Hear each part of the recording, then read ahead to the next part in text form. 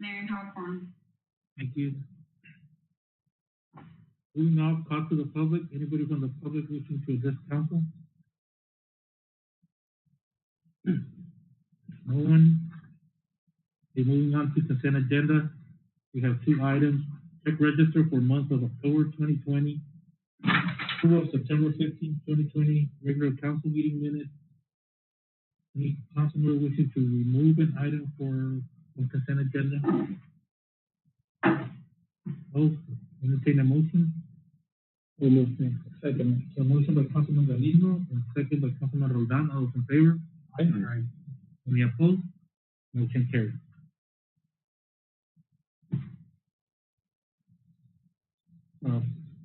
Moving on to, there's no items of public hearing. Moving on to presentations.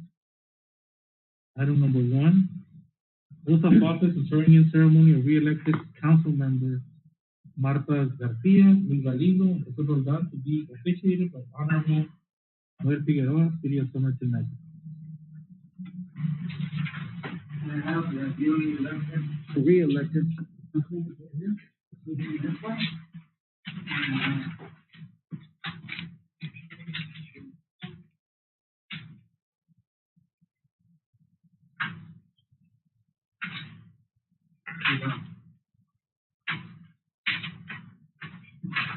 So we're gonna be here.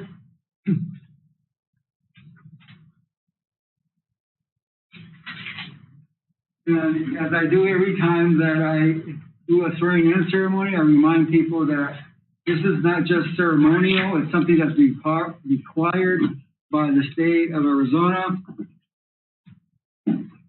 As I indicate every time I do a swearing-in ceremony, this is not just a ceremonial part of the meeting. It's something that's required by our statutes here in the state of Arizona, that the elected officers of the state, the county, or city governments take an oath, and that's what we're going to do at this time.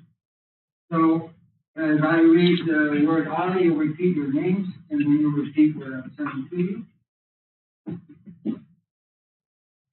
Raise your right hand. I do solemnly swear that I will support the Constitution of the United States and the Constitution and the laws of the state of Arizona. That I will bear true faith and allegiance to the same. And defend them against all enemies, foreign and domestic. And that I will faithfully and impartially discharge the duties of City of Somerton, councilperson, according to the best of my ability. So help me God. Congratulations.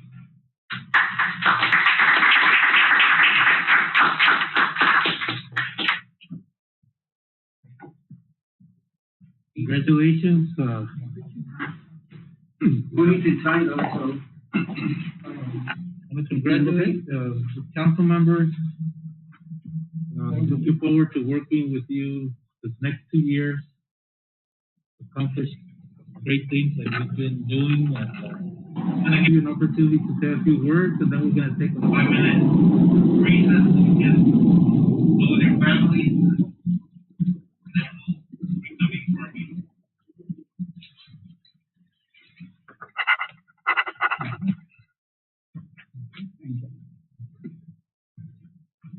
I just want to say thank you to everybody, especially to the residents of the city of Somerton. I'm very honored to be here tonight. This is my 4th term, so I'm glad that people have faith in me and that have voted me into this council for 16 years. And I promise to do my best, whatever is up to my ability, to do the best for the community of Somerton, for every resident, and I'm happy to be here. Thank you, everyone.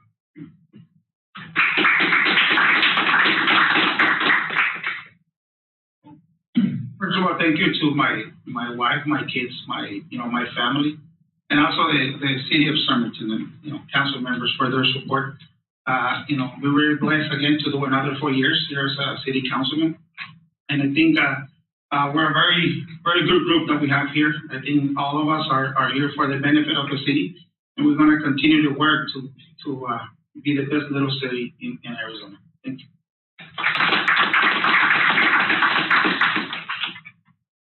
Like Councilmember Galindo and Rodan said, I want to thank my kids, especially, and the city of Somerton for giving me another opportunity to serve a term.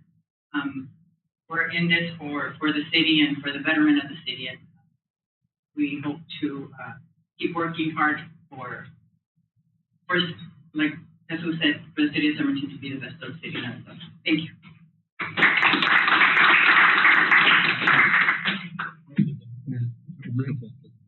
¿Los quieren que se esperen? No. We take a picture of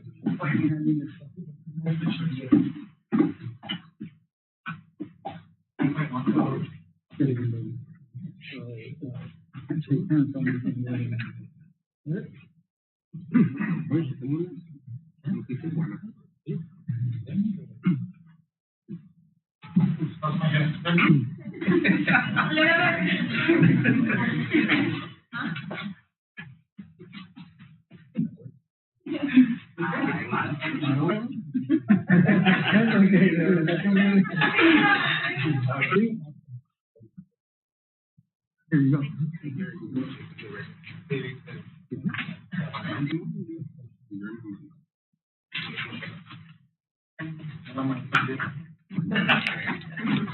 Ready? 1, 2. Wait, another one? 1, 2. Got it. ¿Quieres foto con sus caras? Una foto con la cara, si quieren ir. Venga, vamos para la picture.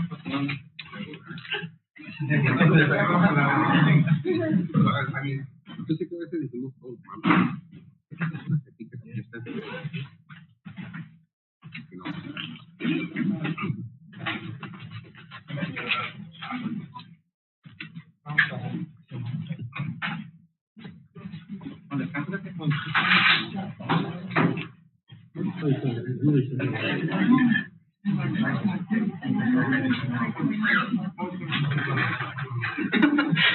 I like sharing.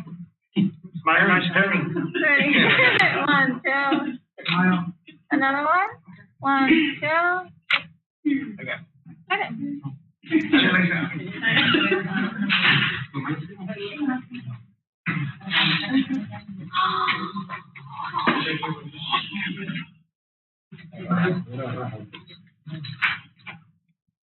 Ready? 1, 2. Another one? 1, 2. Got it. Sí.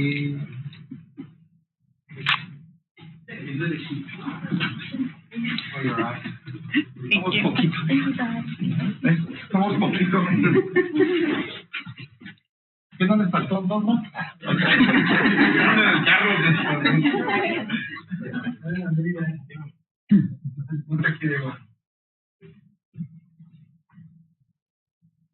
Are you ready? 1, 2, 3. Another one? 1, 2, 3. Smile, digo. Tengo un cebollón de gente.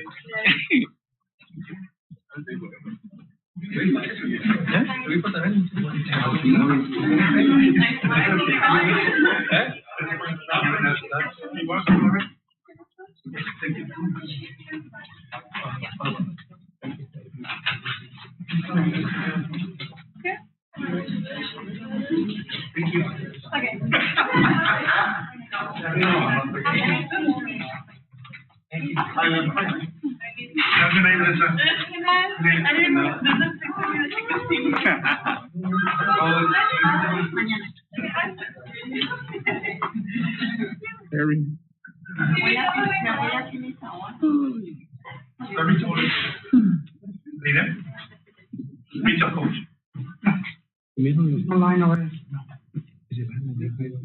Hey, yes, I'm here.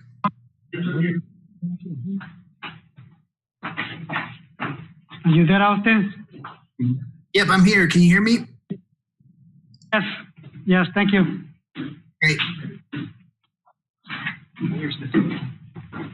We're gonna put the slides on the screen.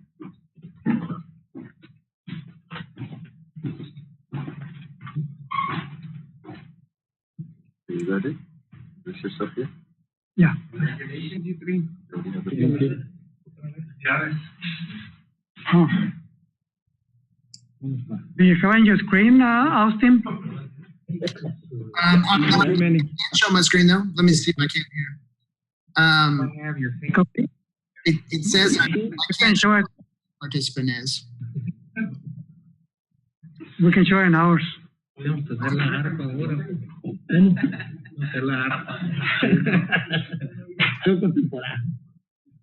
need it up, right? Yeah. Okay. That's right. So, are you fine? Yeah, fine. Right. Okay.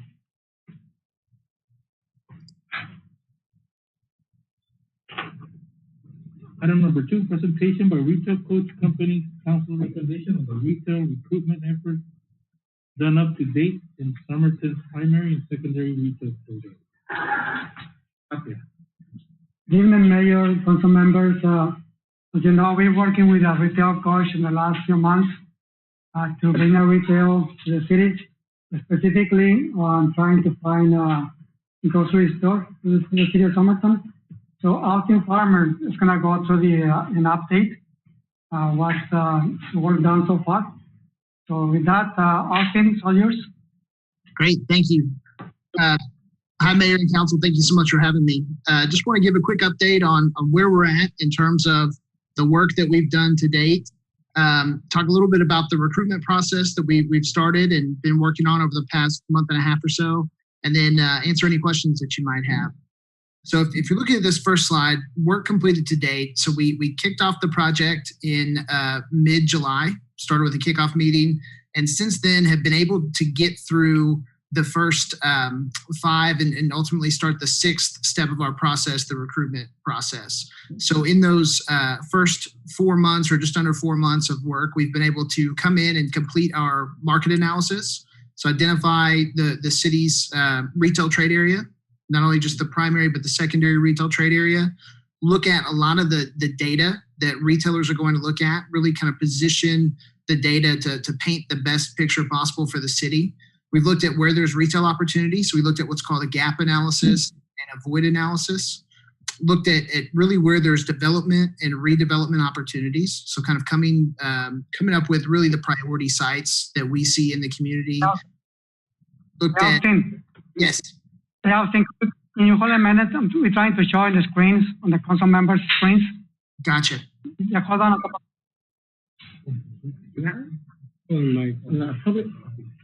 Showing on yours? No. It's not showing on the screen, so we need to maybe use our screen. Okay.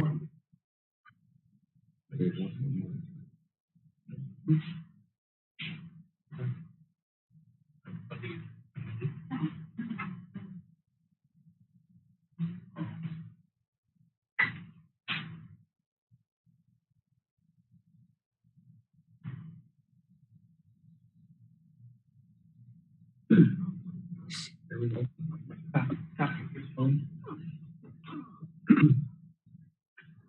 All right, we're good now. Okay, great.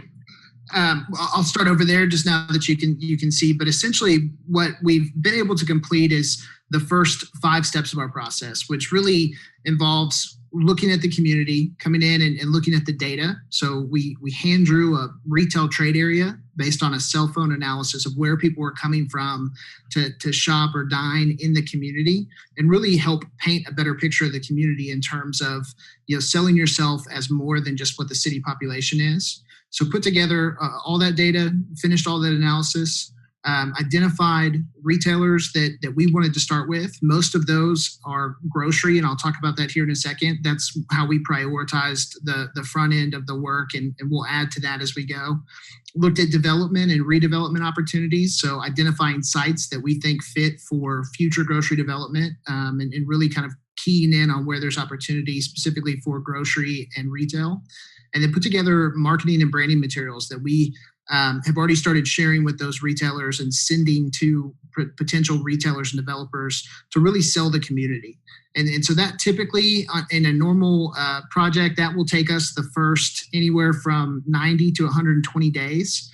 But we've actually been able to get that done in a condensed time frame because our team is all in the office. No one's traveling with COVID.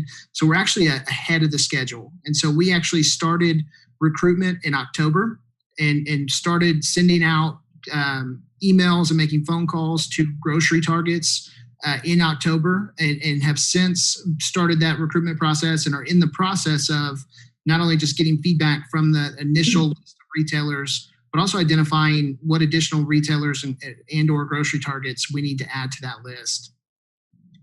Can you jump to that next slide for me? Thanks. So here's kind of a breakdown of what we've done as it pertains specifically to recruitment and then specifically towards grocery stores. So we identified 10 target grocery brands for recruitment. That's going to cover a mix of most of the grocery chains that are active in the region. So you'll see a lot of those are smaller format grocery stores, but there's also a few on there that are larger format grocery stores that we wanted to go ahead and add to that list so we could get on their future pipeline, right? So one of the things that in talking to Hector and some of the community members and some of the council members, we really wanted to focus on getting feedback for today, but also getting on the radar for a lot of these grocers and retailers that are looking at the region and that are looking to grow over the next couple of years to see if we can just get on their radar and pull that timeline in a little bit. We finished our initial round of recruitment. So we sent each of those target grocers the retail trade area data for the community. So we sent them your community profile, showed them that there's actually a lot more people coming into and out of the community to shop than it looks like if you just look at you on a map. We also put together a custom feasibility package for each one of the grocers that highlights the opportunity in Somerton, where the nearest competition and competitive retailers and grocers are. And then we also sent them site profiles to show them where there's actually sites available for grocery development specifically. Where we're at right now is that each of those target grocers have received that market data and the site information we sent with it. And they're either reviewing it internally with their corporate real estate team, or they're having their broker teams or their site selection partners analyze it.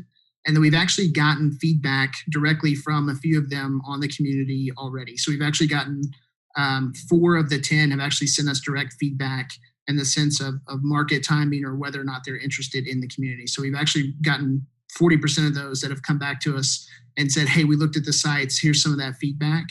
And I wanted to share a couple of examples real quick of some of that feedback and what that looks like. So if we can go to that next slide. These are a couple of quotes that we've received from some of the grocers on our match list. I didn't put the brand names in here just because we don't really want to telegraph that or put that out in public because these are private conversations and we want to kind of keep that close to the vest. So I've replaced any names with grocery brand. But the first one I think is interesting and very positive. So the feedback we got was, Austin, I was asked by grocery brand to follow up on this for Somerton. Our plans don't currently call for a store there. We may be looking over the next few years. Can you please send along any info on the sites in Somerton you have? We'll keep it on file as our plan evolve. I think that's really good feedback. And so this is a grocery chain that's new to the state and then ultimately looking at where they're going to look at expansion opportunities in 2021 and 2022. And so for us to be on their radar and for them to be asking for sites, I think is a really good sign in the sense that we're getting on their radar as they're coming to the state, as they're really starting to put down roots and look at where they can expand and where there's store opportunities. So I think that's a really great example of some great early feedback. The second quote there is, we haven't solidified our growth plan for 2021 yet. Thanks for the data and site information. We'll review and keep on file for the area. Please check back with us in January. We may have solidified growth plan in place.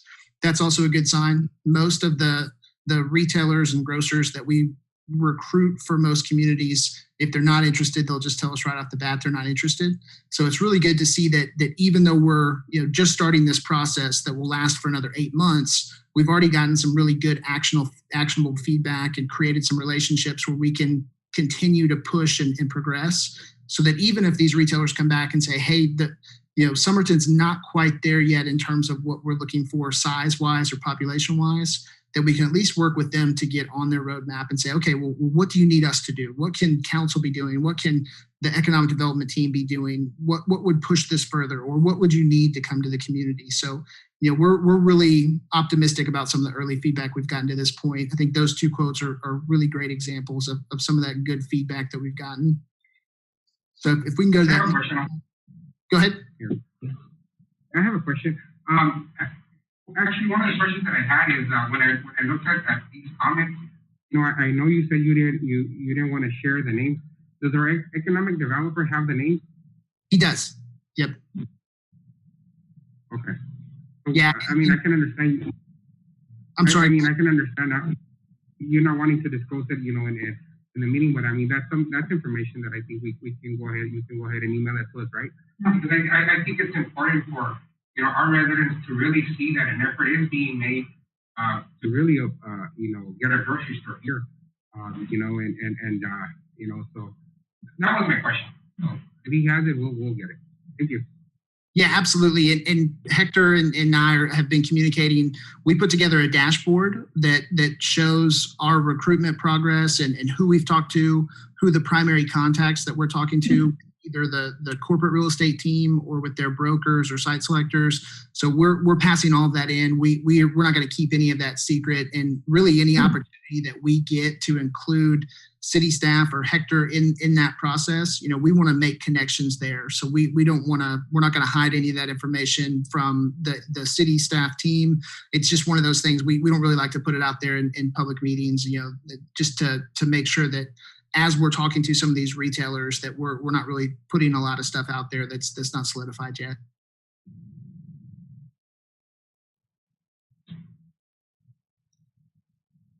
So where do we go from here? We're continuing recruitment for the next 8 months. So with the remainder of our initial 12-month contract, our sole focus now is on recruitment.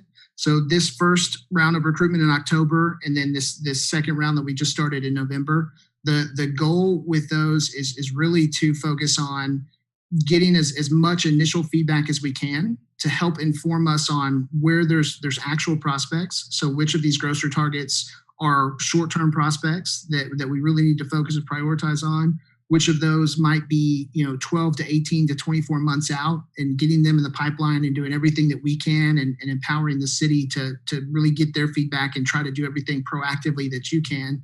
But the focus is solely on recruitment now, and wherever we can, we want to get people in that pipeline. If there's opportunities to have the city involved, get them involved. If we're able to set up meetings with some of these site selectors or real estate teams, bring you guys in if we can. And then from there, what we want to do is whittle down who may not be a good fit right now, or any of the feedback from retailers and grocers that say, hey, we're just not interested in this market. Put them on the back burner, so to speak, and then start adding in some new prospects that outside of that grocery segment. So looking at, okay, we really focused on grocery and started that process well. Let's come back in and add some new retailers to the mix and really focus on other areas where there's opportunity in the community and start to build that pipeline up. And so we've started with these 10 grocers, but by this time next month, we'll have another 20 to 25 retailers across all different categories of retail on that list that we're getting feedback from as well. So we're going to expand that list.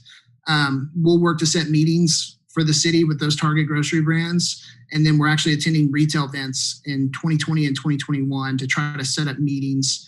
I'm actually participating in a digital conference called the ICSC, the International Council of Shopping Center Recon Conference in New York that's coming up December 9th. And so we're trying to set meetings for that digital conference with some of these decision makers and try to get in front of them like we would do in person at physical events, but really try to set up meetings for the city, put sites in front of them, have those face-to-face meetings as well.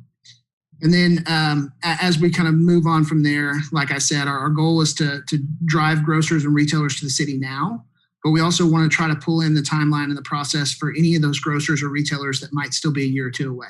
So our focus is very much short term, but also trying to get on that radar and bring some of those potential retailers maybe from 24 months out to, hey, what would it take to get you guys here next year? Is there something we can do to help with that process? And I've got a little quote under there, a no today can turn into a yes 6 to 12 months from now. And that's really the mentality that we have when we're getting this feedback, or we get retailer or grocer that says we're just not there yet, or the community might be a little too small, really trying to see what we can do to pull that in. But really the point of where we're at in the process now is to focus on getting that feedback from that initial group and then really expanding from there to look at other areas where there's opportunity, whether that be, casual sit down restaurants, fast food restaurants, other traditional retail categories. We also have developers that will add to the mix that might be able to come in and put in a development that can drive some retail growth where there's some land available. So really starting to expand out from just this initial start with specifically grocery. And that's really where we're at and kind of where we're going. I wanted to leave some time if we could for questions, if anyone has any questions or any specifics they'd like to talk about. Questions, comments? I do have a question. Master, this is Jerry.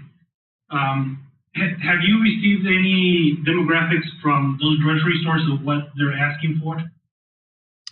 We have. I actually shared a PDF with Hector right before this meeting. We've gotten some demographics from most of those retailers on what they're looking for. Most of those are typical for markets they look at, and so it'll vary depending on different markets. But there's a little bit of a comparison in there, so you guys can kind of gauge where you're at versus what they traditionally look for.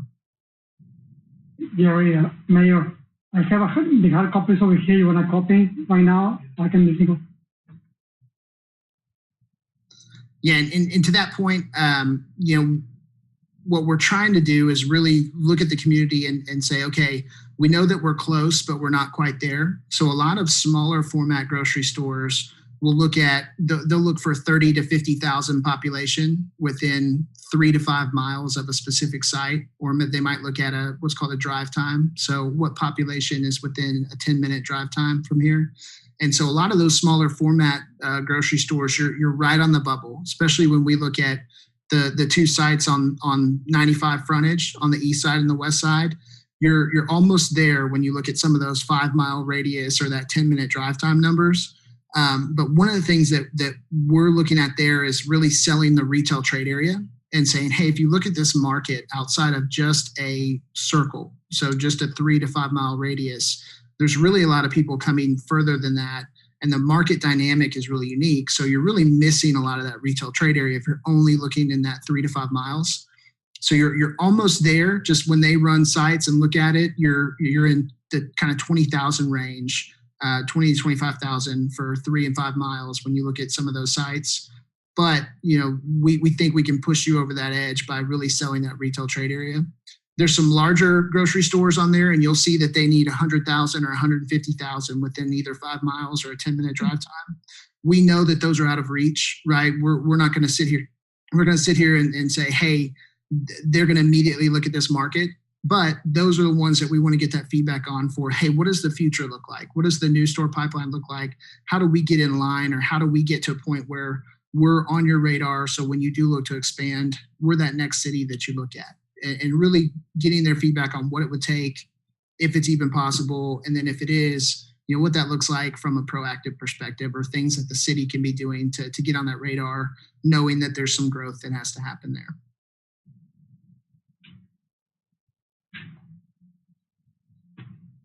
Other questions, comments? I know this has been mentioned. Sorry, go ahead. There's a question by the Vice Mayor. Yeah, Michael? But just to reiterate, I think I've mentioned it before, is looking at not these big chain, grocery stores. We have in Arizona, I know maybe Healthy is one of the, not as big, but we have Cardenas, we have Pashas, we have, are we looking into those as well? Because I know our city is not going to fit into this Martin Final, Safeway, Albertson, numbers. So I just want to, like I said, I mentioned it before, I just want to reiterate that we need to also reach out to those. The regional stores that are smaller. Instead of the big chains. maybe a lot of them cater to Hispanic communities like this one. Yeah. Has there been an effort for that? Mayor, Vice Mayor, yes, we have communicated with Bashas before, and Austin is doing the same thing, just to follow up again. We did communicate with them. Bashas owns the Food City brand, and they have two stores in Yuma, and one very small in San Luis, but nothing in this between these two cities. And they mentioned to me that they may look, but right now they say no. But they're still in the process. And Austin, they're reaching to them as well. And for the Cardinals, that's a bigger brand. That's a bigger size store. And a couple of years ago, they bought their Rancho Market in Phoenix. They merged, and they concentrated their investment in Phoenix. But now, 2 years later, maybe Cardinals, but that's a bigger size store too. Right. Yeah. And we're certainly going to reach out to regional brands as well. We didn't really want to waste time. We wanted to just jump in with that short list of really the kind of the well-known grocery chains, but we're absolutely including regional chains, smaller chains, some of those that I think might be a little bit more realistic. We're going to reach out to all those and make sure that we're sending everything to them as well. I think that's definitely a priority. We just wanted to go ahead and get some of the chains and some of the larger companies we have relationships with, go ahead and reach out to them, start getting feedback. And then, we won't leave any stone unturned. If there's a regional chain or if there's a smaller grocery chain that we think, makes sense or that the city wants us to reach out to, we'll absolutely include them in that. And I think to Hector's point, Cardenas is an example. They own a smaller chain of, I believe there's 7 or 8 in Arizona currently of Los Altos Ranch Market. So I think that would be more of a likelihood than a Cardenas full location. So, we're looking at things like that as well in terms of really kind of looking at the brands that would fit the market in the short term, while also reaching out to some of those that might fit longer term or for growth strategy.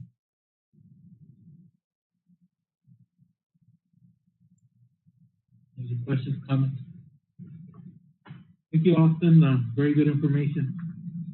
Yep, thank you. Any other questions, please feel free to pass through Hector, or if anyone has anything you'd like to talk about later this week or follow up on anything, he's got my contact info. Certainly feel free to reach out. I'd be happy to talk about anything offline as well.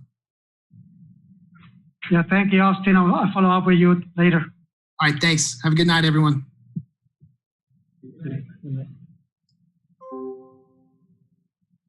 I feel that compared to Buxton, this company is more thorough and more poignant, focused, and at least I feel comfortable that at least we're trying to, we're focused on the grocery store and something that's possible. But we know that it's an uphill battle to get a grocery store. Mayor, that's a very good point, because we know we have challenges, but at the same time, we're pushing for new residential areas, and eventually the new housing, new building permits. We need to continue going in that direction so we can increase our population. And hopefully the census also will give us some new numbers. One of the things that, like the mayor mentioned, is a challenge to try to get a grocery store. But I think meanwhile, what we can do, Hector, and maybe you can bring this to Mr. Cecil's attention, what we have now is what we have. Maybe to upgrade merchandise, to make it a very quality merchandise that they can provide for the community. That's what we have, and I do some shopping there, and I think most of us do. And there is quality, like the meat and everything else. It's good quality food, but there's other areas that need to make an improvement on. So maybe that if they can upgrade, to make things better, for now until we get a new store, so we can pretty much feel more comfortable on it. But again, I know it is what it is, and that's what we have now. But it is going to be a challenge based on, even for the 30,000 population, it's going to get us at least three good years to get there. But like I say, if you can approach Mrs. Alcido and, you know, have a good meeting with the city manager, even the mayor and vice mayor, and just kind of like, you know what, you know, why don't you try to work on this out, you know, and I think, because he needs to improve what he has, you know, if he wants to continue having good customers in the store. So again, you know, for now, but I mean, that doesn't mean that we're gonna give up, you know. Yes, But for now, it's, yeah, Mayor, Councilmember Gonzalez, you're correct because in the last couple of years they're investing. They're doing a new warehouse in the Mesa, and this store is only 26,000 square feet. The normal regular size store is like a 50 to 60,000. That's kind of small. For the size of the city, it's okay, you know, 26,000 square feet, but a normal store is between 50 to 70,000 square feet, 3 times the size of this store. And so they will be able to put more products on the market. But yeah, you're right. I think they're investing right now, but to create a different branding in the same store, that's a good idea. You know, we can approach them. Just my thoughts on that. I mean, I just think us getting another grocery store here is going to automatically force all competitors to improve the quality, you know, get the quality, the competitive prices. I think it goes hand in hand because now residents will have that option, you know, and I think it's one of those things that I know we're pushing forward for another grocery store because that is going to improve the quality of life and for our residents. You know, I think having that conversation would be great, but I think if the option is there, I mean, it would have already been done, you know, but again, I mean, it's just, you know, I am, you know, so far with this retail coach, I mean, the information that they're giving us, I mean, it's too early to call it promising, but, you know, I like what we're getting, and you know, hopefully you'll send us that email to see which companies make those comments, because I think that for the future, even if we don't hire a retail coach again, if we don't, you know, that'll give you something to follow up on, you know, and I think that's something we're gonna make sure that we get all that info, so that, you know, if we don't have them in the picture next year, we can follow up. So, yeah. And I feel that at least it's realistic. You know, it's not like something gives us data and what they're looking at. So, you know, I would like to recommend for maybe in the next manager's minute, have this information out to the public, so because we all hear it when we're all in a campaign a lot of and we see it on also on social media. It's the store. That's the priority for the public, but they gotta understand that we're trying everything that we can and give the information, see what we're looking at, what they're looking at, and just giving it out there so they know that what we're doing is like, it's nice to give out like positive information, but we also need to give what we're going through. So, you know, whenever there's a CIP project that's completed, you always have the same 3 or 4 people say, "Oh, we need a store. They shouldn't be doing that. Get us a store." But this is the reality, and it's not as easy as okay, we need a store. They look at data, and if you're an investor, you're going to invest on a grocery store $5-6 million. You gotta look at this. Do we have that footprint? Do we have? So it's important for the public to know what we're looking at, and that we're trying our best to get the grocery store. Many times that we can't force somebody to invest here. Thank you, Mayor. Moving on to old business. Discussion of possible action to authorize the purchase of hydraulic extraction equipment to the Arizona Governor's Office of Highway Safety. Paul, are you there on the phone? Paul? He's on the phone, but he needs to unmute his mic. I can't do it from my side. Hey, Paul, you need to unmute your mic.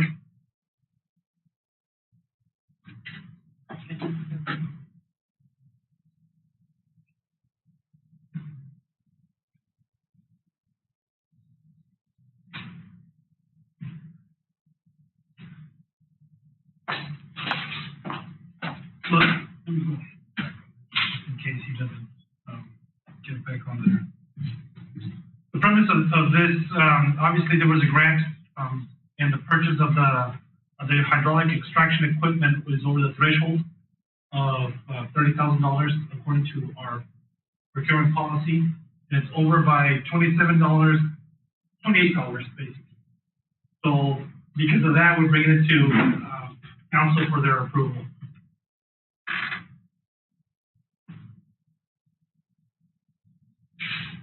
Also, your father's not here, so. He is, And the great thing about it is a grant, and it's paying for most of it, it's not all of the equipment itself. is there a motion? A motion by Councilman Roldan, second by Vice Mayor Garcia, all in favor? Any opposed? Motion carries.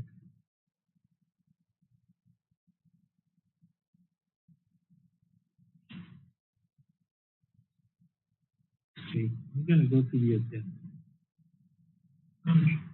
Discussion of possible action to approve resolution number 2020-022, a resolution of the mayor and city council of the city of Somerton declaring and adopting the results of the general election on December 3rd.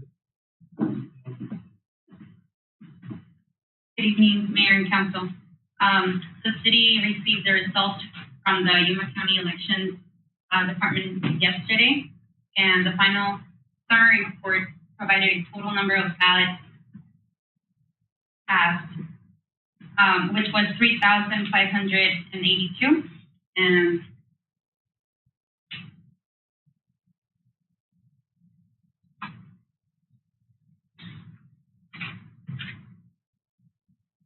the data for the proposition 414 shows 2,495 votes in favor and 807 votes against. And the data for proposition 415 shows 2,800 votes in favor and 490 votes against. This resolution declares and adopts the results for the two propositions Somerton had in the general elections in November 3rd, 2020. And we're recommending council to approve resolution 2020-022. There a motion? Motion by Councilman Gonzalez. Second by Councilman Castillo, in favor? Aye. Opposed? Motion carries.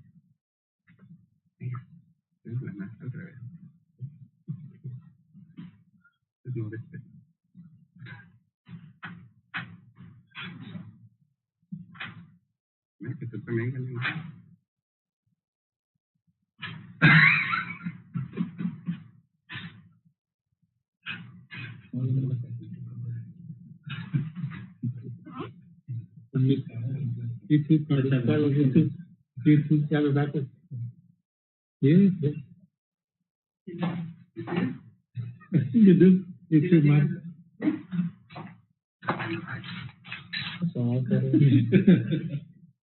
Pero no sé cómo me baile. Es una tierra. We leave it. Vamos a sacar la bandera.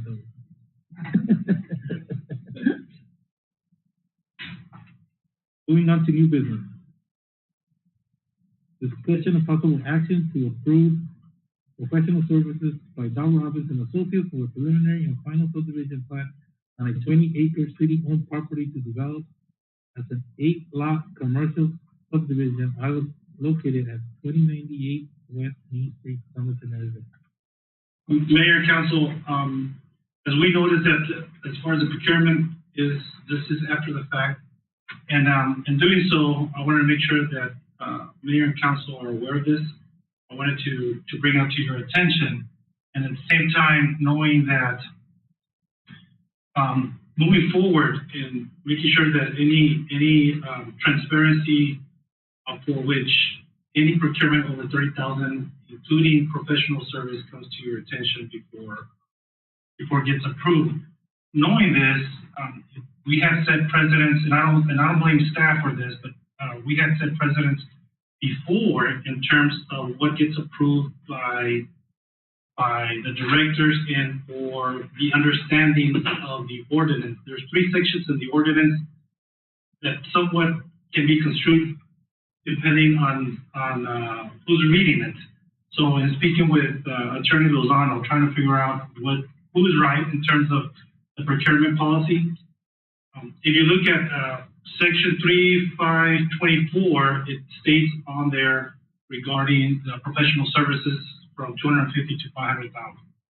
You look at a different section, which the procurement itself tells you from $0 to $30,000 threshold, it goes to certain procedures, including as well as counsel, except for professional services that goes back to the RFP process, or in this case, RFQ, that was done a couple of years back.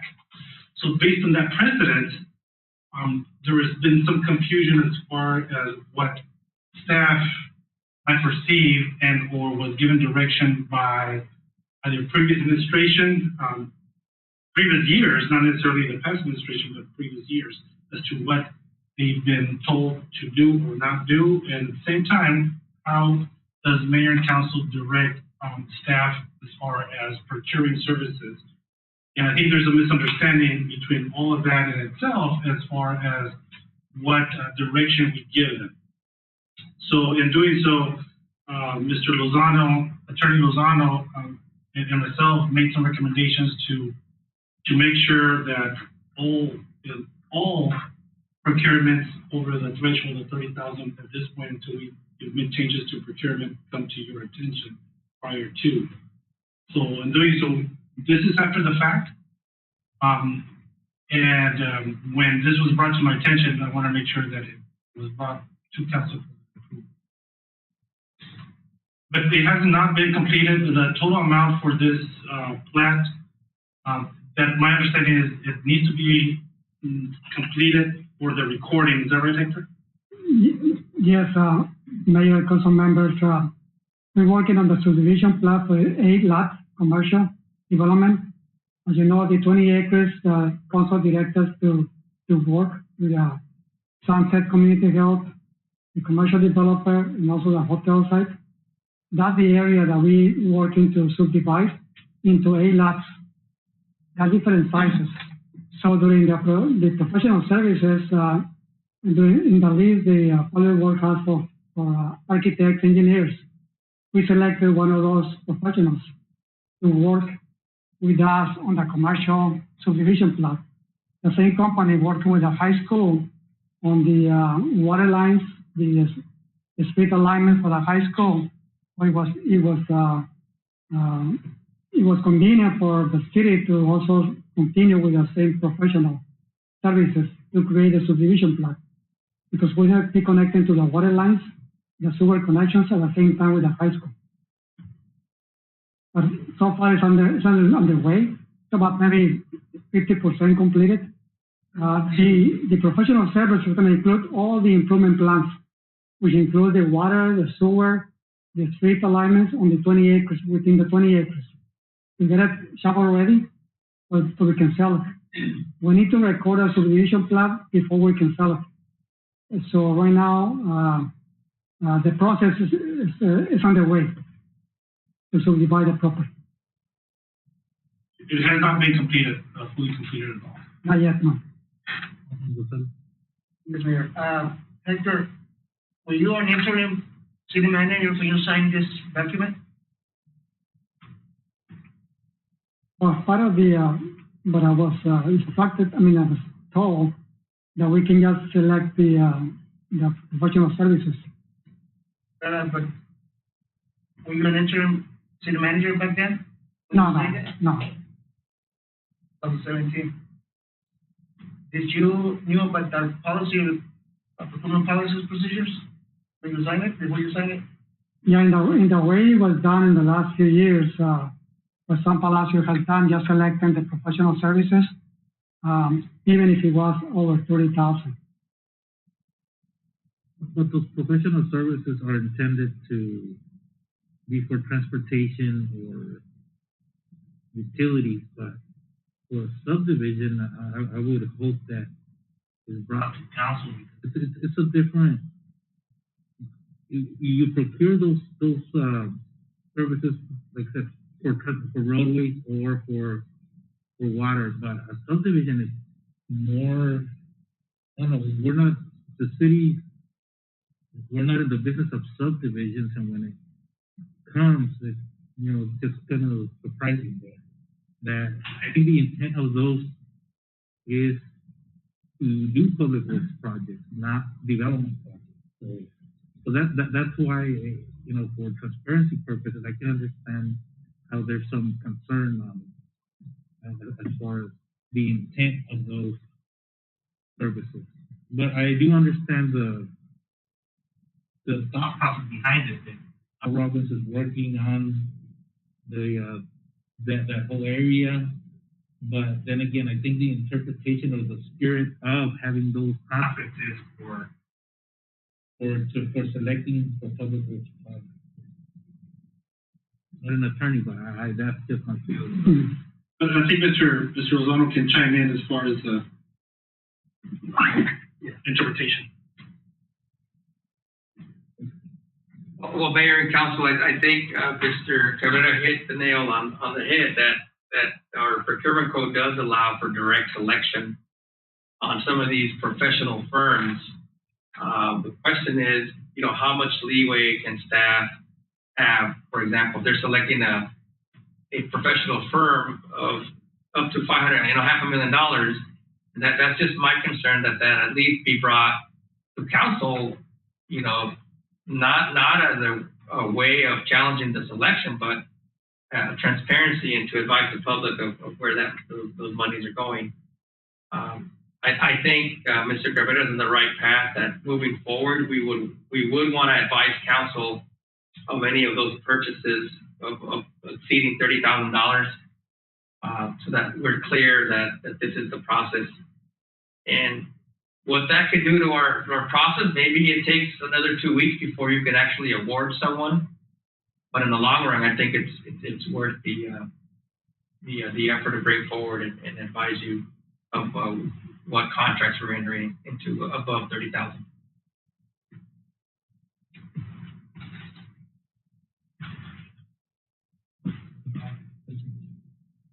I can, like we're mentioning, I know it probably wasn't out of bad intent, but making things clear and, like the mayor said, a little bit more transparent so our residents can see, what's going on.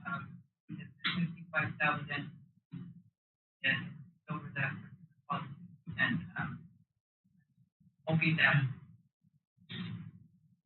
moving forward we continue on the same, path and bring things before council before purchases like Correct. And even though it might not even hit the threshold, even that concern that it's close enough, even if it's $29,995, it's still questionable. So I'd rather have it brought to council for their approval. There's items that we bring them even for $10,000 or $11,000, just because we want to be obviously transparent. So in doing so, I mean, obviously this is already started. We haven't exceeded that amount at all. We haven't even exceeded the threshold currently. But knowing so, we do have to sell some of this land, and by doing so, we do have to put a plan slate to be recorded.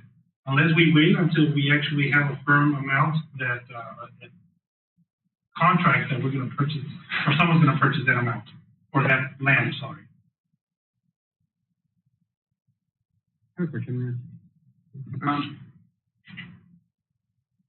I just want to make sure for clarification, so what you're asking on this sector is for the development of the 8 commercial lots in our 20 acre lots that we have, right? Now, so we're gonna develop them, and so do we have buyers right now? And I think it goes to what you asked right now. Do we have buyers already interested? Because my concern is, what if someone else comes in and says, what, I want 10 acres, or what's the plan in place? Let's say, for example, someone comes in and says, I want an acre, I want another one. we're gonna have 8 different ones, or what if someone wants 2 or 3? I think for me, I think it's important to maintain that flexibility, so that we're open to, I wouldn't want us to limit ourselves. Yeah, good point, Mayor Councilmember Castillo. Yes, we do have buyers, and because it's a city property, they have to provide a proposal first. We cannot just sell directly to anyone. They have to propose something and then present it to council. Remember when we presented Sunset proposal last year, actually in November last year, they presented the proposal to build a 2-story building, 26,000 square feet office building. And as far as this morning, they wanted to buy it. But we cannot sell it until we actually have a recorded plat. But we have buyers, the commercial developer as well. But we need to record the plat. We cannot do. And because it's a city property, they have to propose something first and then present it before you. Through the RFP. We already have an open RFP. And looking into the future, we're strongly contemplating having a work study session on the land that we own, not only in that area, but also around town. And I think we need to figure out what we're going to do, not only just for these 8 lots, but the other 35 acres that we still own in that area as well. But it's something that we definitely need to discuss future projects. So these 8 lots pretty much are already, we have a pre-approved plan already. I mean, hypothetically speaking, right? We have something already. Yeah, we got 3 proposals, but we still have 1 more lot. I have a meeting this coming Thursday with 2 potential investors on the same site. So that's an intent to show something, a plot, how many lots, how big they are, and to have shovel-ready locations, so it will be a lot faster to develop.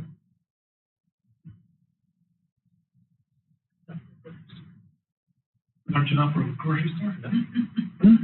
Large enough for a grocery store? No. Well, not that location, but next door we have 10 more acres. That's my concern, that we're picking locations when the opportunity comes that we are pigeonholed. And one thing I understand, do we need to subdivide it? Could it be a lot split and then split as we sell, or because did you include a conceptual plan here, or what? Not in this one. It was in the previous meeting. It's just a short video. So it's the one that was done here in house and basically. No, the engineers already had the preliminary subdivision plat. It needs to go to the planning commission. And Mayor, remember also that we still owe money on the whole area. And so we're not going to get off that obligation, and we can't pass title to a potential buyer if for somehow we don't do some lot splits there in order for those lots to be released. So this is the best way for us to deal with that, because we still owe the lot. We still haven't paid for that. We're making payments and everything, right? We're making payments on it, and so for our financial institutions to release some of those portions of, that's gonna require that. The 20 acres, do they cover the whole frontage of Highway 95 that we own? The 20 acres are facing the main street. So we are eliminating ourselves from having a grocery store, because we have 2-acre lots or 2.5-acre lots. So that and that was when we had conversations before, especially when we were looking at the other buyer.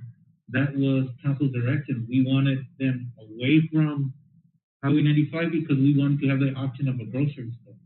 And so now, luckily, we have smaller lots, and we're now getting ourselves out of the running for having that potential site for a grocery store. Now we're going to send them to the back, and so I share Councilman Castillo's concern that not flexible enough. I understand that, yeah, we want to build a small 2.5 acre subdivision and we might have buyers, but again, we listen to Yaco, they've been with those lots for years, and does it guarantee that we're going to sell them? No.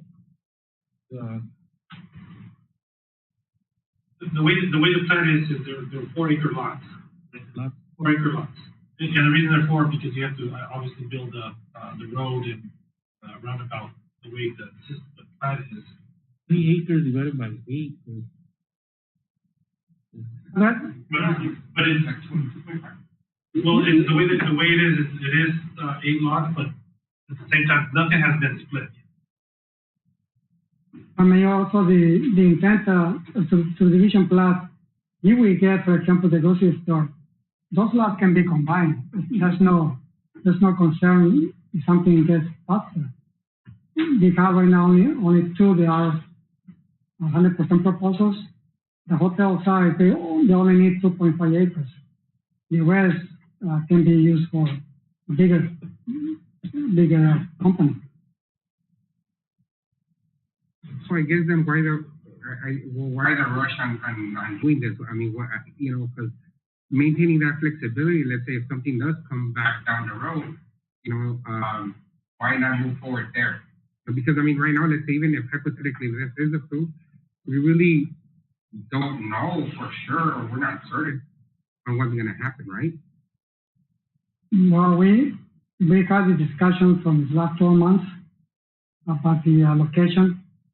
As you remember, back in November 2019, and because of the pandemic, everything is slowed down. And now, for example, Sunset wants to continue and buy the 4.5 acres. They're not facing Main Street, they're back as directed by council, put them in the back. So they're ready to go on the location that council directed the staff to allow them to be in the back. They're ready to go. The commercial developer is almost ready to go too. But that was discussed 4 months ago, back in November. They presented the proposals. Now we don't have the proposal yet for the other 10 acres. But like Councilman Castillo, we're not tied to 1 lot or 2 lots. We can actually combine that area. If something comes bigger, I mean, we can combine those lots. But we cannot sell nothing without subdividing it. Exactly. There's no company that's going to commit to a land sale without knowing what they're getting. And so that has to be part of the recital of what any contractor, Sunset, hotel chain, grocery store, no one's going to commit to a land sale without knowing the exact footage and acreage of what they're getting. So yeah, we have to do this.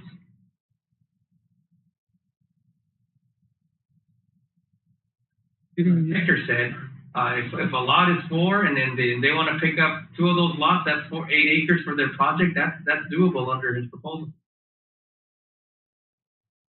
I think we have discussed this in the past, like Hector said that Sunset was moving back, and that's what one of our things that we wanted.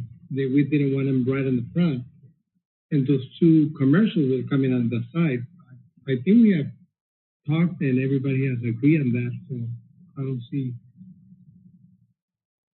know if you remember, but I do remember.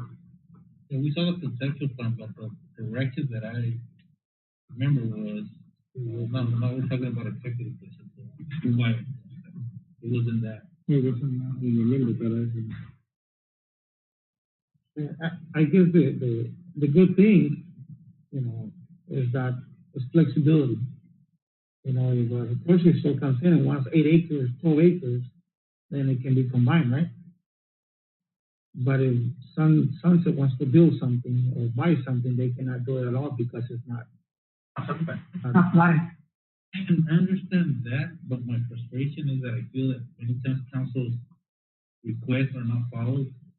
Where we said, let's leave this, and hopefully, I'm just gonna say in general, staff is not focused on just trying to sell the 2.5 acres and just have blinders on it and not look into advertising that for a bigger grocery store. And that's been the feeling of council many times.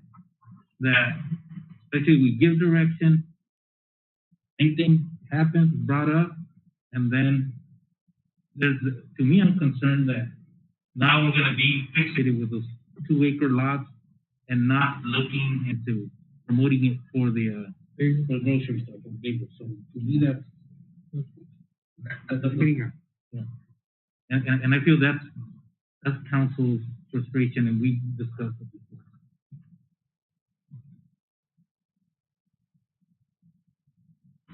I'm going to entertain a motion, unless anybody else has a comment.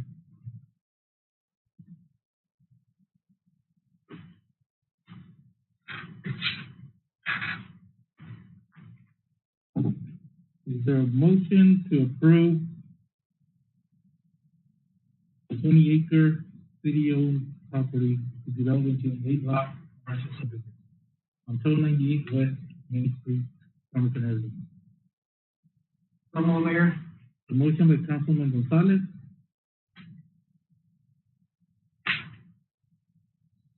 Is there something that you can verbiage that the flexibility wise? That's the city manager. The proposal is That happens. Well, at this point, we can, bring the plat in terms of, to see if you're gonna approve it at this fashion before it gets finalized by the engineer. The motion is just to approve the professional services. Yeah. The final plat still has to come before you for final plat approval. You can make any changes or approve or disapprove the concept. But this is just to hire the firm that's going to design it. Correct. There's a motion to approve professional services for the 20-acre park. Or do you want to give everything? Is there a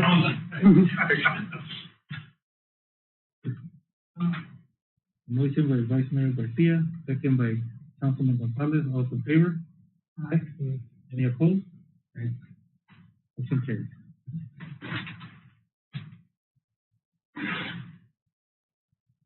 Item number 2, discussion of possible action to approve resolution number 2021, resolution of Mayor and City Council of City of Somerton amending City of Somerton Personnel Policy Handbook 2020 by authorizing the following changes: amending section 802, personal time off, vacation, sick leave. Thank you. Good evening, Mayor and Council. Jorge Lozano, City Attorney, Chief Personnel Officer. The resolution before you is to amend a section of our Personnel Policy Handbook. As we stand here today, we are out of compliance with a state statute. So back on July of 2017, a new law took effect, which basically states that our part-time staff, our seasonal staff, and our on-call staff, basically, people that are not working full-time, are entitled to at least accumulate or earn 1 hour of sick leave for every 30 hours that they work. Unfortunately, that was never implemented here in the city, and we owe some of those part-timers some hours.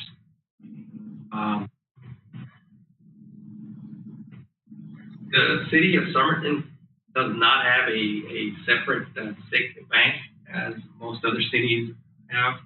What we have is a combined paid time off bank.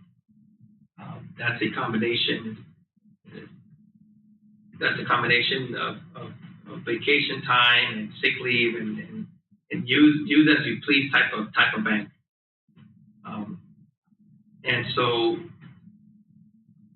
because we don't have a separate sick bank, the recommendation to council is to also give some of these part-time employees the equivalent in PTO.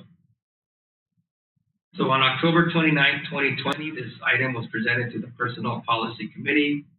Discussion was held relating to the state law, which is ARS 23-372, which provides sick leave benefits for these employees. The new language to be added is to provide 1 hour of PTO for every 30 hours worked for part-time, temporary, and on-call staff. There is a maximum accrual of 40 hours per year. As it stands, regular employees can accrue up to 400 hours. If this doesn't address that or change that, and I understand that we're also looking into that benefit in the future in our study. But for now, the purpose is to fix the issue with our part-timers. The maximum accrual is 40 hours per year, with carryover of no more than 40 hours to a subsequent fiscal year. Also, the policy states that no PTO may be used in the first 90 days of employment. And upon separation, we would use the same formula as regular employees. So I think regular employees working between 0 to 5 years, can cash out, I think 85%, et cetera. So Armando Leon, our HR specialist, also thinks that this is a better benefit than the minimal that the state requires. Remember, the state requires, sick leave, but because we don't have sick leave, we have to categorize it as PTO. And so under the state, you can only take sick leave, but under our system, it's PTO. So it's a better benefit for our part-timers because you really can take PTO for whatever reason, not just sick days. And also because of the ability to take up to 40 hours if you do get separated from employment after depending on your years of service. So the recommendation today is to approve resolution 2020-021, which would amend our personnel policy handbook, and which would then give this benefit to our part-timers here at the city. And one of the questions that was asked by Councilman Gonzalez, who sits also on the personnel policy committee, is what the financial impact is to our city. I can tell you that currently we have 18 part-timer or on-call or seasonal workers. 12 of these are fire personnel. Now, fire personnel doesn't work your traditional 20 hours a week or whatnot. They are essentially on call. So while one firefighter might work maybe 80 hours in a year, they might work 100 hours in a year, they might work 200 hours in a year. So the bulk of those are firefighters that are on call, up to 12 of them. So there is minimal financial impact because they're only earning an hour for every 30 hours worked. And then the remainder are just regular part-timers, one of which is a graphic designer, and that position will then turn into full-time. So we're really talking about 5 employees that are part-time or in that category. And so that being said, that's a minor financial impact to the city. But again, we have to address that non-compliance, and this will accomplish that. Questions? Well, you're just saying that this is something that we should have done a couple of years back, right? So Yes, this is to be in compliance with what our state statutes require. Incidentally, I looked into Yuma County. Yuma County also, I don't believe they have a sick bank. They have all combined PTO and whatnot. So they've also designated PTO for part-timers the same method we have. The city of Yuma does have, I think, sick leave and general leave, as well as the city of San Luis. But again, our alignment is similar to Yuma County, which is just as a PTO bank, or pretty much sick and vacation leave. And I have a question, but it really doesn't pertain to this. What was our thinking behind combining, vacation and sick leave? Because just looking at it, to me, just kind of seems that, okay, if someone gets separated, we end up paying kind of double the vacation and sick because they're all in the same pot. That is a good question. I don't have an answer for that. I'd have to do a little bit more research. city attorney at that time, the manager, council at that time. I don't know what the feeling was. Maybe was it accounting and keeping track of these two systems? I don't know. I don't know why they decided to go and just simply call it PTO and use it as you please kind of thing. I would say someone that's been in both systems, if it's PTO, cancel your sick leave, you're not gonna call in as sick as often because that's your general leave right there. You're gonna either vacation or that's be in Cancun or call in sick for 3 days. So it comes from the same pot. And if it's sick leave, then yeah, you make sure to get your 5 days or whatever, and then you'll get your regular general leave. So, and that's the mayor makes a good point that you're less likely to call in sick. And it counts against your PTO. The city of Yuma was the way the city of Somerton is now. We have separated. Yeah, separated. Yeah, you can see it. Before it was we had to. They had like different pot, but the first 3 days that you were out counted as your general leave. I'm just thinking that at the time of separation, the way we have it all in the same pot, it'll end up costing us more instead, Yeah, and again, I mean, I know with part-time now, it's not a big impact, but the way it's because I know, for example, me at work, I get a short time for vacation and then sick leave, but if I had them combined, and, there's more flexibility. So, I mean, we will be looking at our benefits plan as well. That's being analyzed, will be analyzed with one of the studies we're putting together. Right now, the emergency to address right now is to maybe be able to avoid any litigation or any claims by some of these employees that we have. Will these employees be retroactive? And we should have had this. But we're gonna propose a plan on how to deal with it. Most of these employees have been here, I guess 2005, 2014. They've been here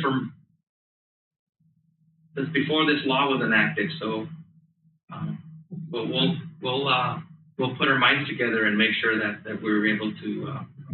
Yeah, it only goes back to 2017 now. Yeah, but. But the maximum accrual is 40 hours, so we'll think of a way to address that with them. Did this get biased? Maybe it's administration. The legislative update didn't make it to the desk. Yeah, when I first saw it, it was like, okay, what's going on? And it did have, actually it was brought up by Chief Leanda regarding that when I first met with him. And that's when we brought it up and had a personnel committee just to meet with them. That's in 2017. Paper was the city manager. We should get on his budget.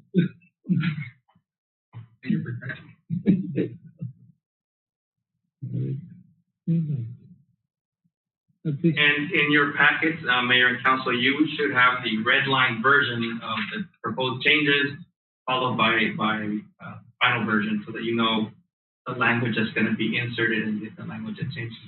Bruno, do you have? Is that the item? Okay, can you switch it on top? So that's how it reads. It should read, and I would run it one more down. So that's the red line version, meaning the changes that also very minimal, and it's just adding a paragraph at the end regarding that benefit to our part-timers in that section.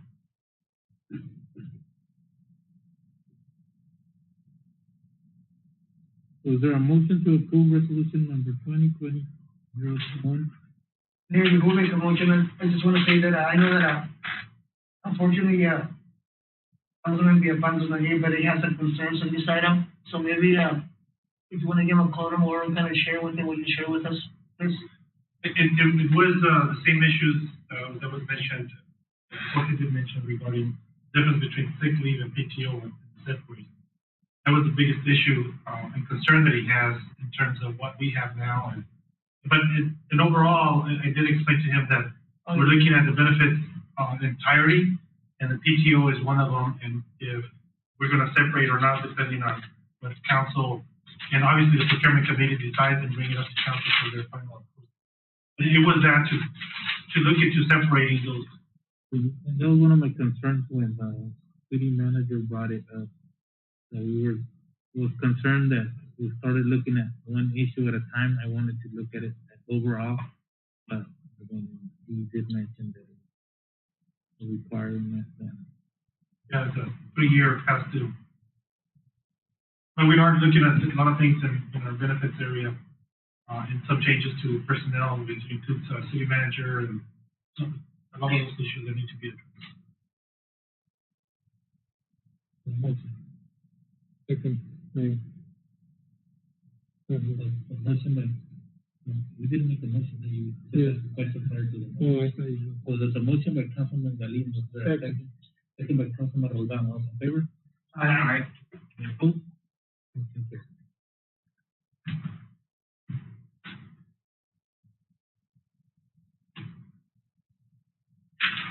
Item number 3, discussion and possible action to utilize set-aside funding for Somerton Tamale Festival, Corn Festival, and other co-sponsored events affected by COVID-19 pandemic and new programming and special event opportunities. Yes, so when we were looking at in terms of obviously the Corn Festival and the Tamale Festival, obviously those got canceled. And staying with the spirit of the city of Somerton and making sure that everyone's high spirits, being proud of Somerton, being who we are, and not only for that, but for our vendors as well, making sure that our Main Street gets lights and people come in and spend money as much as possible. Obviously, with the pandemic, it kind of slowed down, but we wanted to set aside those funds for the lighting of not only Centennial Park, but Main Street as well. And some of those things mainly doing them for our community. So, since the funds are there, might as well use them for our community to make sure they're proud of not only their city, their water tower, and Main Street, but obviously for economic impact. And that was, I want to make sure that it's going to stay on special events, which it is a special event, but instead of the Corn Festival and Tamale Festival, use them for the light. And then APS actually, when I spoke to them Friday, they did approve a grant for $2,000, which are going to help us with the lighting for Centennial as well.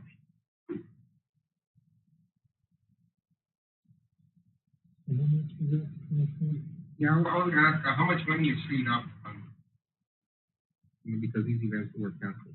10,000? Oh, it was about 15 to 16,000. I don't know how much it was given before, or 18,000. For 25,000.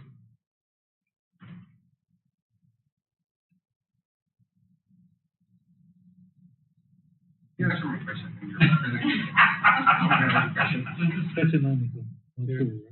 It's something to be proud of, I think.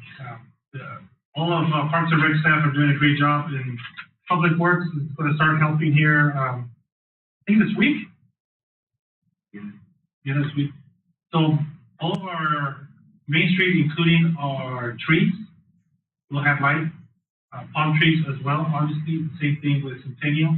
And not only just the water tower, adding more lights, but also the plants in itself, adding more lights to those. I think we're going to have soldiers on there as well.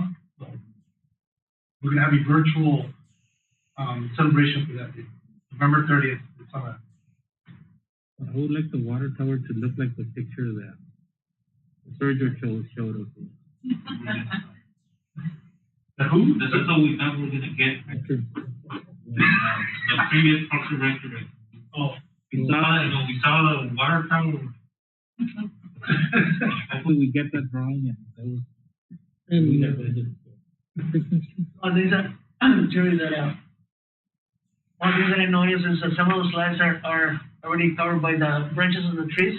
Yes, actually, we had that discussion as well with Rodney as well, and, yeah, I spoke with Rodney because they're gonna have to get trimmed. At least the bottom portion of it on the trunk. Those lights were purchased when Hector was leaving You know,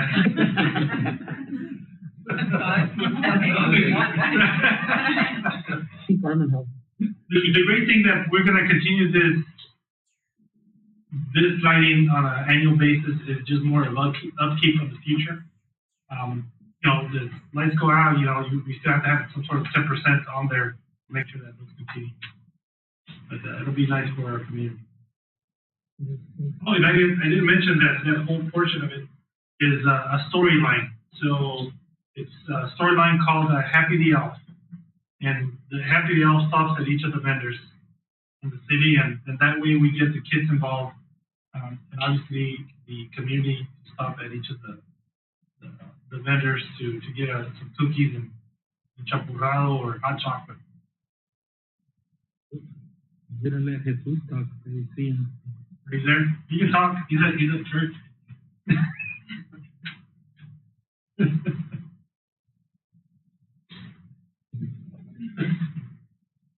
Oh. No, I get it because I haven't seen him over here.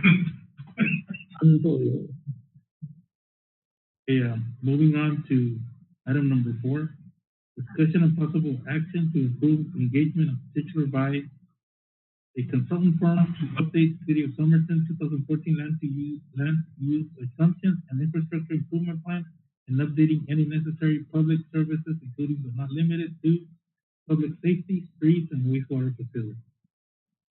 Yes, in accordance to SB 1525, we're overdue by a new, at least looking at new service, not services, but looking at our development fees. It should have been done last year. As a matter of fact, it was done in 2014, if I'm not mistaken. Hector and Sam. 2014. Yes. Oh, you were the interim?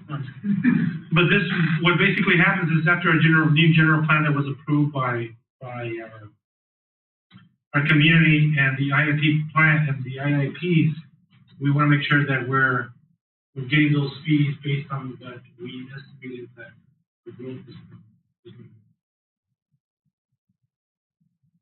So what did we do last year when we adjusted development? It was just two items. Water park. But is it the same process that we did here? Why is it 2014 when last year we Someone answer, Sam? On 2014, it was approved only for wastewater, public safety facility, parks, and transportation. We removed water for those fees on 2014. Now, last year, 2019, we bring up the water in the parks. So now is the day of, now it's past 5 years that we need to update the remaining of the 2014, which was wastewater, public safety facility, transportation, and just those 3. Because we, last year, updated the water in the parks.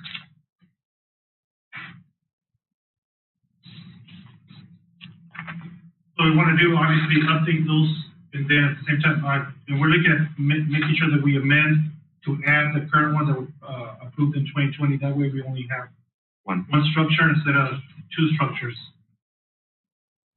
And Mayor, wastewater is possibly the most important one, because as we're getting ready to design a lift station on the west side of town, which will support the high school in some of those areas, we need to make sure that future development that's going to plug into the that lift station can contribute to our expense there. So that's why it's important for us to update those fees out there. Any questions, comments? Is there a motion? Motion by Councilman Gonzalez. Second. Second by Councilman Roldan. All those in favor? Aye. Any opposed? Motion carries. Summary of current events. Yes, COVID-19 numbers. As of today, we had 19 out of 160, so we're still closer to a 12% positive rate. For Yuma County in its entirety, it's a 15% positive rate. For 85350, the total number of positives in its entirety at this point is 5,025. For 85350. Just a reminder, November 26th and 27th will be Thanksgiving. The offices will be closed. November 30th, we have scheduled lighting of Centennial Park at 6 p.m. And December 11th is the Somerton Light Parade in the neighborhoods, kind of like the census. We're not going to have it on Main Street, but more of the census area. It'll be city departments and nonprofits. And December 15th is our next council meeting, and I know that we might have a discussion on our infill overlay, and also looking at, obviously, our land. Yes. December 11th. You said November 30th? What? The lighting of Centennial Park.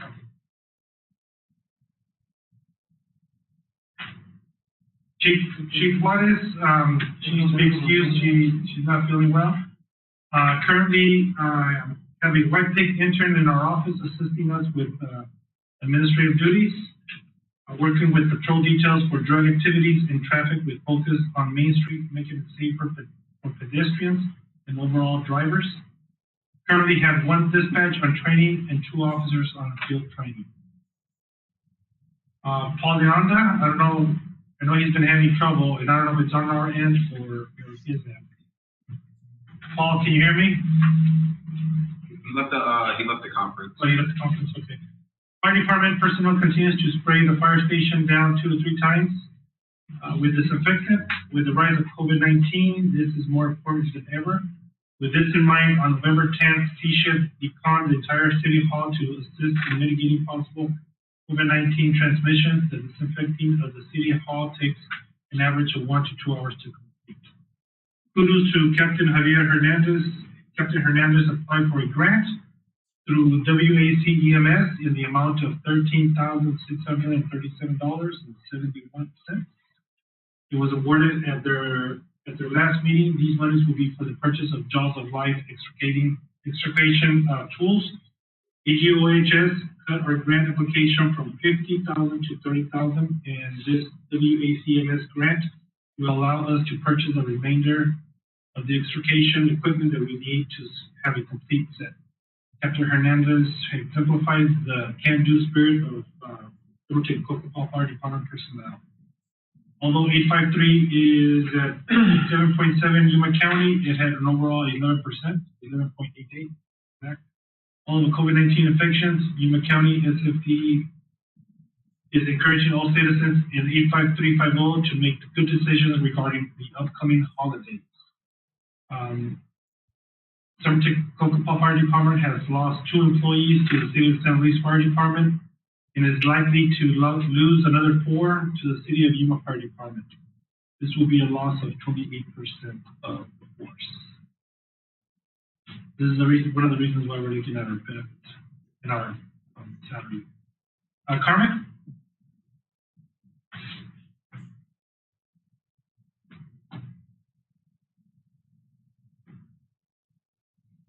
Good evening, Mayor and Council. I have an invitation to the residents for a public or neighborhood meeting that we are having this Friday. It's from 5 p.m. to 6 p.m. and it's going to be here at this location.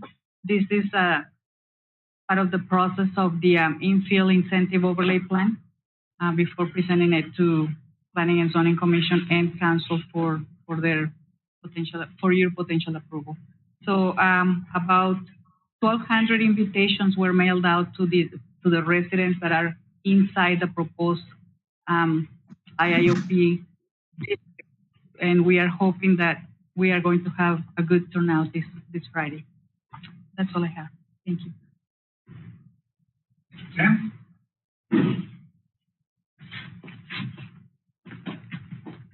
Good Good evening, Mayor, Vice Mayor, Council. Just 2 items.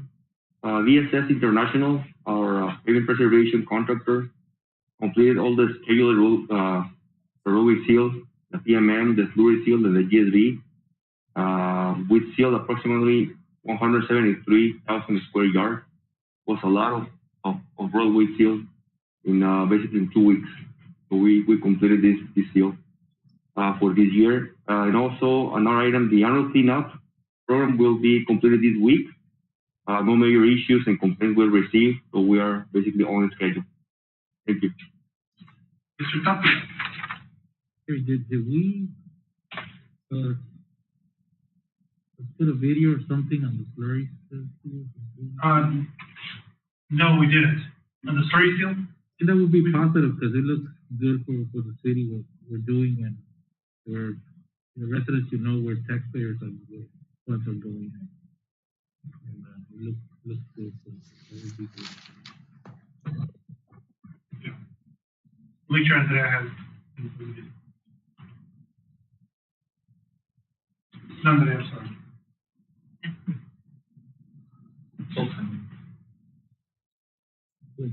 Mayor and council members, just an update on the, we already discussed the A-lot subdivision plots. I was going to mention today, but this coming Thursday, I have a meeting with potential investors. They're interested on the city property, also on the west side, and see what else comes out of that. And also, we already mentioned it before, but I mean, Sunset, this way to go again for the site. It was selected on the city property as well. And you can see on Main Street, the rental house restaurant is already in the construction, the remodel. They found some issues on the roof. As you know, that building is very old. So they have to do some adjustments to the trusses on the roof. And that may take a little longer than they initially thought. So the architect and engineer, they brought Mr. Campbell, the structural engineer, to revise the structural analysis of those process. But let's continue. They're working on it. On regards to the Michoacana, all we need is to complete the engineering review. After that, the permit's going to be issued for the Michoacana. It's going to be located right here on this corner. So the permit is coming really soon, so there will be 2 constructions on the same, on Main Street. Thank you.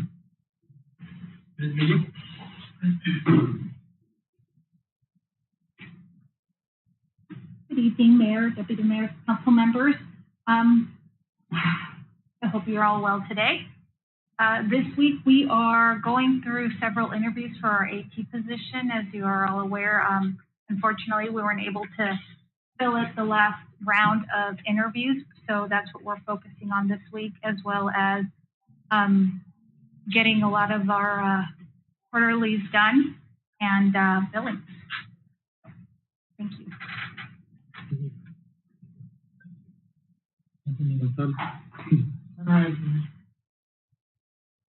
Commissioner Garcia.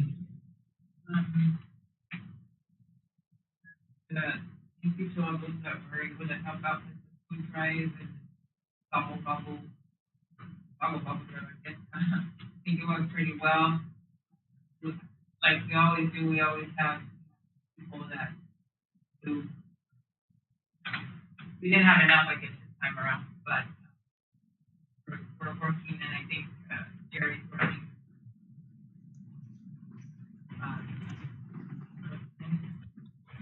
For the MOU, so starting out with Habitat.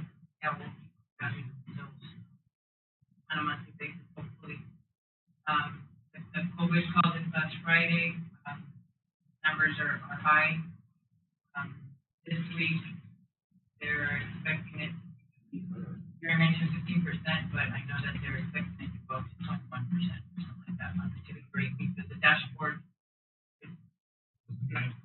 gets a little bit behind. So, and Diana said that it goes to 21%. We're seeing it as schools. I think we've heard Sunbury closed down, Brian has an uptick in positivity as well. So,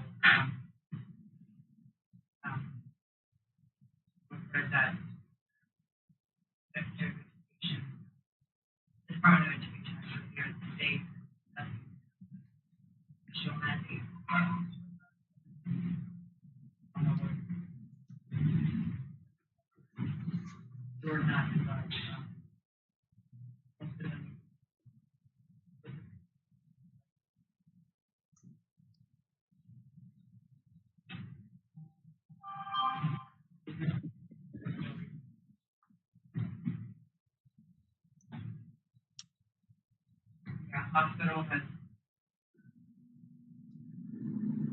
put out an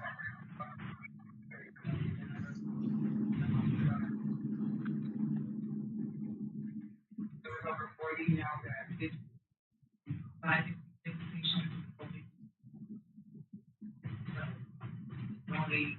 There's only exceptions and applies for the patient.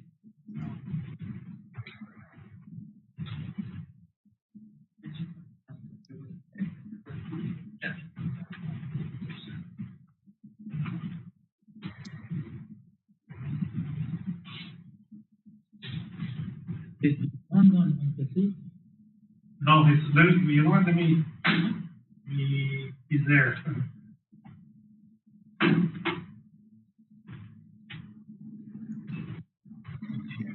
Maybe. Can you hear us? Yes, Can you give us your report? sure. Good evening, Council, Vice Mayor, council members. For Parks and Rec, right now, we're working on the soccer challenge. It's a virtual activity that is scheduled to be posted by this Thursday. It's the first round of virtual activities. We start connecting with the public before we hopefully restart programming sometime in 2021. It's going to be made for 3 different categories, and it should be a fun activity that it's going to engage with the public. Also, we have a contract with JSA. We're going to start working with them for contractual landscaping services starting next week with some herbicide removal services for Las Estrellas and Valle del Sol improvement districts. Also, we have an activity scheduled for this Friday at Centennial Park from 7 a.m. to 2 p.m. with all Parks and Rec staff to kind of pitch in and be part of the decoration of Centennial for the tree lighting. That's scheduled for November 30th, as previously mentioned. And we're looking into starting the process for the HVAC project. We're going to need either an RFP or an IFB, and we're looking into the design work, and we're going to discuss that with finance so we get that project going. And that's about it.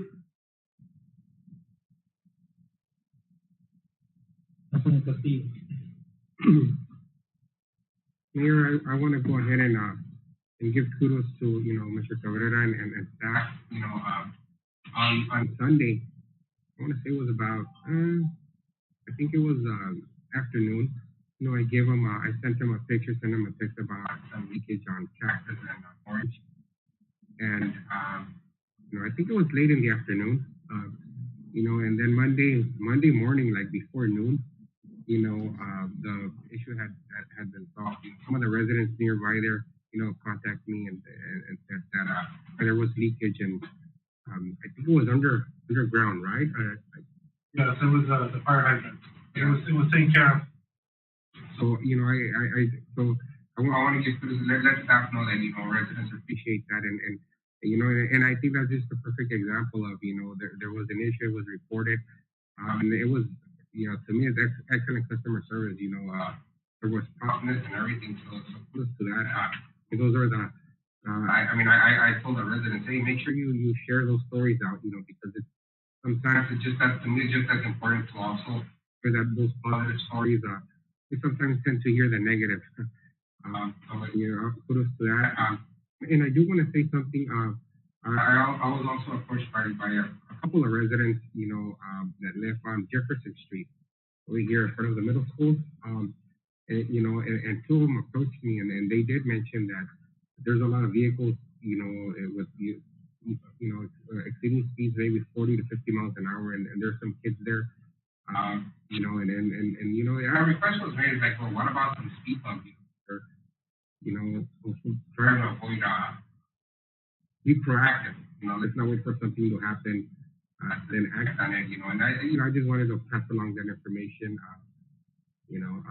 It's there on Jefferson Street. Jefferson and Somerton Avenue. Right. Mm-hmm. I'll let the police chief. Yeah. So that's all I have there. No, nothing like this. Thank you. I just want to, I guess, thank you, Mayor, and Mr. Cabrera for those videos of Joe Munoz and Sister Chavez. You know, things. I think those a lot of people have questions of what's going on or why the park is, and I answer a lot of questions. And I think it's good to keep our citizens informed of projects that are going on. So I think those short videos they help a lot, especially to the kids that have questions and so forth. So, and also I know the mayor said that something is coming to Somerton, and so forth, and explain a little bit what's going on. So I think those little short videos carry a lot. One thing that I noticed today, Jerry, in front of Valle del Sol, there's two buses parked. And I know they were there yesterday and then today again. So I don't know if they're using the area where I guess it's the retention was supposed to be, but right, it's north on Somerton, right in front of Valle del Sol. There's two agricultural buses. Oh, they park there. I don't know if someone lives there that works there or maybe we can. But they're really close. They're parked. That makes sense.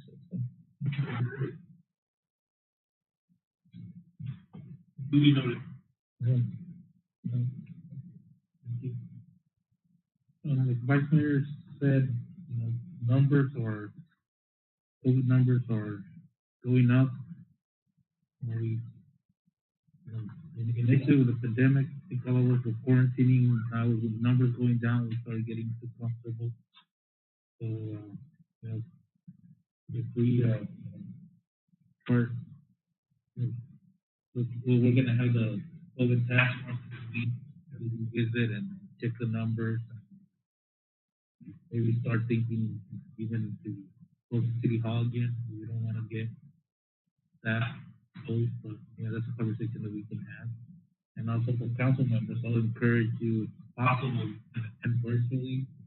Now that we've seen numbers, especially after Thanksgiving and after Christmas, we're going to be seeing more numbers. It's human nature. It's, we're going to get together and most people, especially in our culture, we're going to see those numbers rise. So it's going to be prevalent among our community. It's not when we've seen it spike before, and it's going to spike again. No matter how much information we give out, it's going to happen, and we can only control so much. But yeah, we need to start bracing into this next couple months because they're going to be hard. And also, Councilman Castillo said I had Mr. Lozano's neighbors come and talk to me about Bingham, and I think it's 12.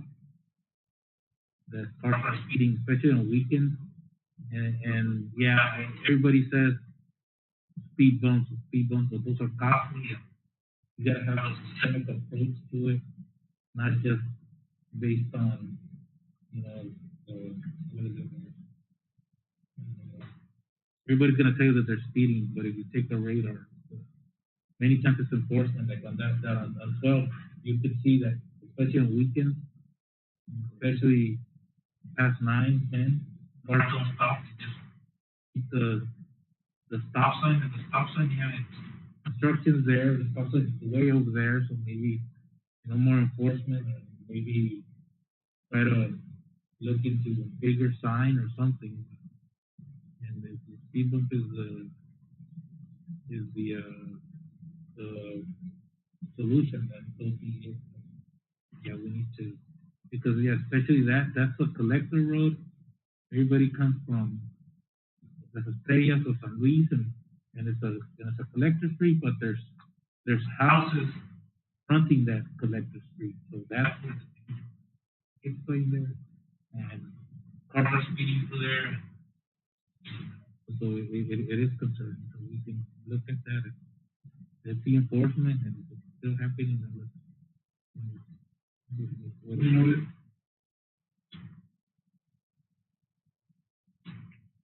So we have an executive session We have one item in executive session for discussion and consultation with city attorney to order to instruct its attorney on the city's decision regarding contracts and negotiation with Yuma Union High School District relating to facilities, infrastructure, and all fees relating to the new high school.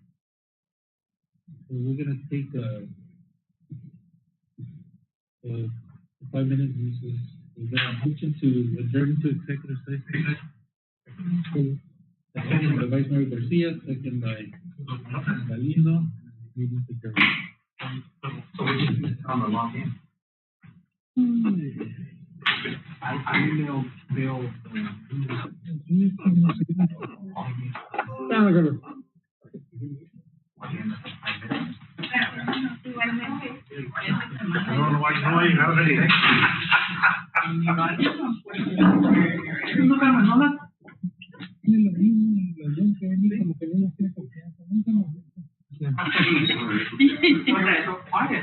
I am quiet.